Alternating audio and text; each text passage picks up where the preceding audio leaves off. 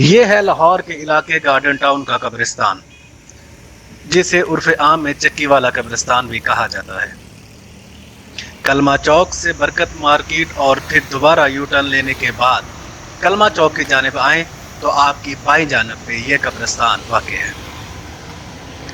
इस कब्रिस्तान के अंदर पाकिस्तान के मारूफ एंकर और पाकिस्तान टेलीविजन के पहले न्यूज़कास्टर तारिक अजीज महव ख्वाब है।